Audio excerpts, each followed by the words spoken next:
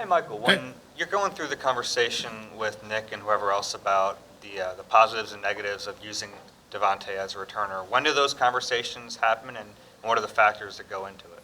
Yeah, that's a good question. Like, we always have these conversations. We had these conversations before the season started because you obviously want to get your best players, touches, the best players, the balls right there, and it all comes down to situational type things. What's the weather like, who we're facing, and anything like that. So it's just one of those things where we've had deep conversations, and just in terms of, hey, how do we get our best players on the field and the ball in their hands? How much of a concern is that, though, when you see Smith being targeted 10 times a game and then you're using him in the punt return game? I mean, how do you balance how much to use him?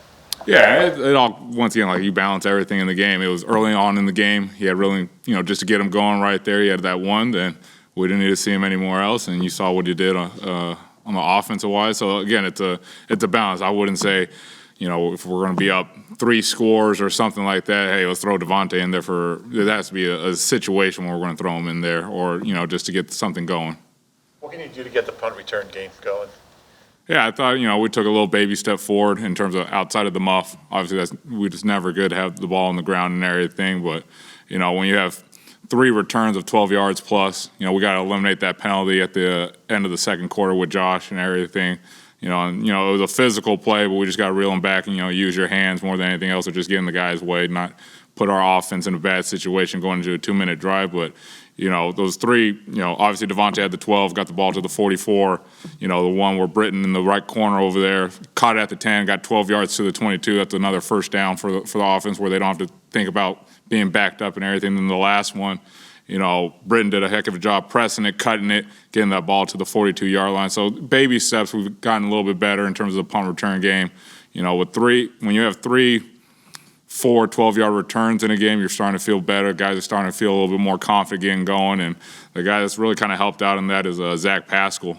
Physical presence, dropping back, just giving that extra blocker for the returner right there, just to keep guys away. But it takes all 11. It takes myself, Joe P, and Tyler, to game plan, get these guys going and raring to go. And the cool thing about it was, you guys saw Britton. He was taking a couple of hits, but he popped right back up, and that feeds into the momentum of those guys.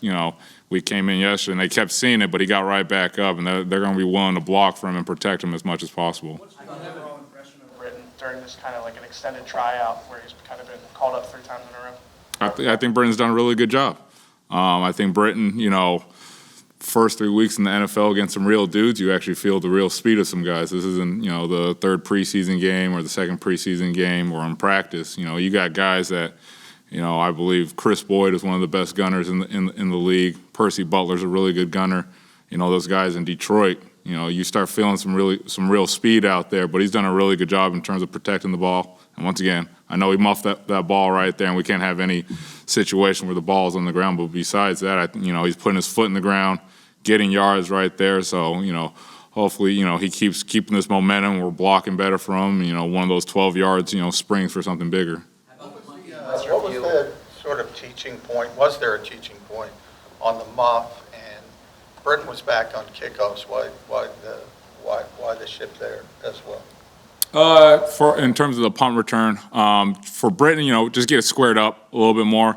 Regardless of the situation, whether it's windy, rain, or anything, we got to have the ball. That's no excuse for the ball to be on the ground. But if he gets squared up right there, he can either, fair catch it going forward, or if he doesn't feel comfortable with it, if the ball takes a weird, dive at the end, just peter it or poison it and get out the way, survive to see another down right there. But he was poised enough to get on it right there, and for him just to see the guys covering right there, maybe just get out of bounds to save himself a hit right there. But just going back to the fundamentals of sprinting to the spot, winning with his feet first, then be able to have high hands and catch it. It kind of got to his side, and that's when you usually get in trouble when the ball slips through. If you're squared up, probably going to drop. If it does go through your hands, it's going to drop right in front of you. When it's to the side, it could take that weird bounce. How about the punting game? What's your view of how Sidbot's is punting right now? Yeah, I think Aaron's doing a good job. Obviously, if you ask him, he'd be very disappointed himself in that plus 50 range right there. We can't have any, especially how the defense was playing. If you can make a team go 90 plus 92 yards, it's really tough. A little bit easier than 80 yards right there. But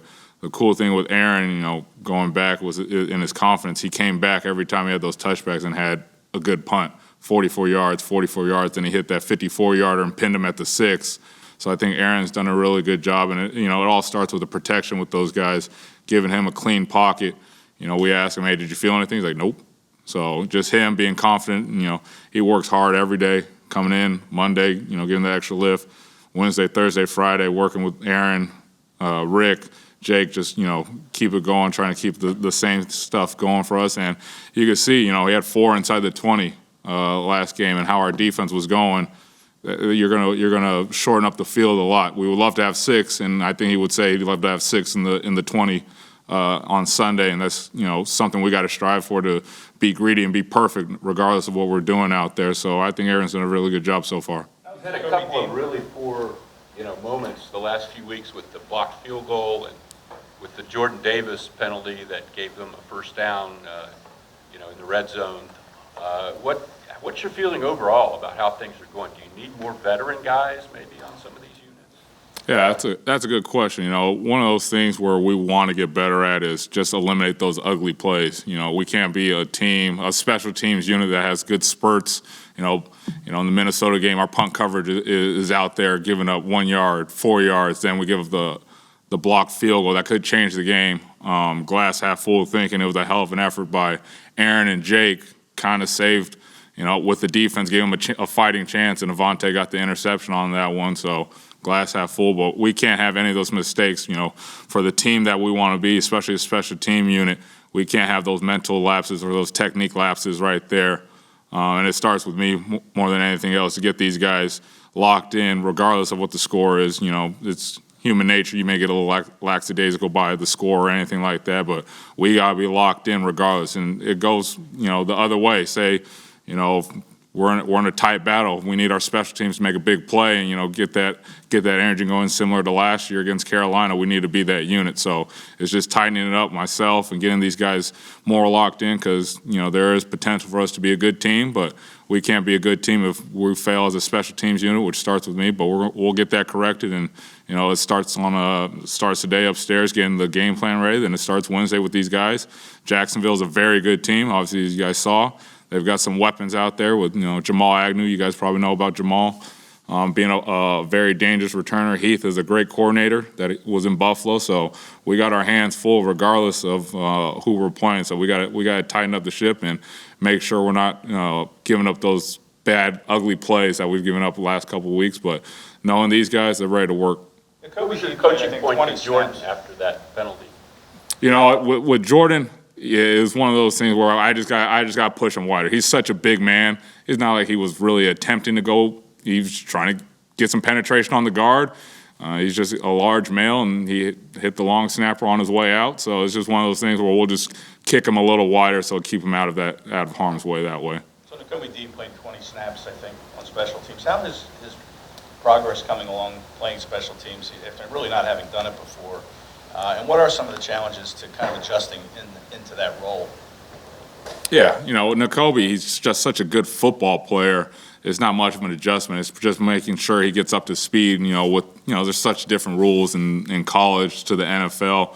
But I think Nakobe's done a really good job. In the Minnesota game, he made a heck of a play on kickoff coverage, and he's mad at himself that he missed that tackle on one coming out of half right there. So he wants to strive and get better and get good at really being a core 4 guy. And he's patient. It's really cool to see Nakobe. Kobe came in and he's got business mindset. But now you see a little bit of his personality coming out within the special teams unit and everything like that. And you see him out there as a right wing on punt, doing a really good job blocking right there. Punt return, he's very dynamic. He's explosive. So he's doing a really good job, and we're excited with all these guys. Like I said, we just got to keep getting better and be more consistent. Through 3 weeks, we've been a little bit up and down, but we got to be more consistent in terms of that. But very excited about these young cats running out there: Patrick Johnson, Kyron, Nakobe.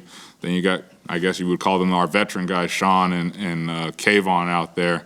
So it's we're going to keep working. We're going to keep striving to be one of the better units out there. Mike, you touched on it a little bit, but when it starts to become clear that the team has potential to be good.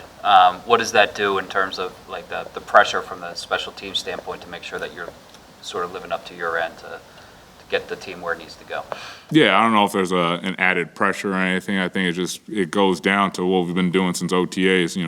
If we're fundamentally sound and we play, fast and be a physical unit and do what we need to do week in and week out, it'll all take care of itself more than anything else. But, it's all, everything's still a learning process a little bit, but we can't be, we can't take time to keep learning. We got to catch up, and that starts with myself, get these guys going, so we're living up to that level that we know we can play to. Two more, please. On the punt return, what do you think the key is blocking-wise to give Britton a little bit more room, a little bit more time to operate? Yeah, it always starts, on the outside. If we could eliminate the gunners, give Britton, a clear mind 10, 12 yards, it makes it a lot easier for him to make that first cut more than anything else. But, regardless of who's on the outside or who's punting, we just got to make sure in our matchups, are we doing our fundamentally sound thing? Are we giving a gap in between the coverage and where Britton is right there? And there is some times where we have given it, and you see it. He gets 12 yards, he gets 13 yards right there. And, when you're able to get a first down every time, it kind of takes that load off right there of the offense. Now they can open up the book right there to get going. So it's a two-phase thing. We got to take care of the gunners, and we got to take care of the interior. Then we got to get north and south, which I think he did a really good job against Washington, getting north and south.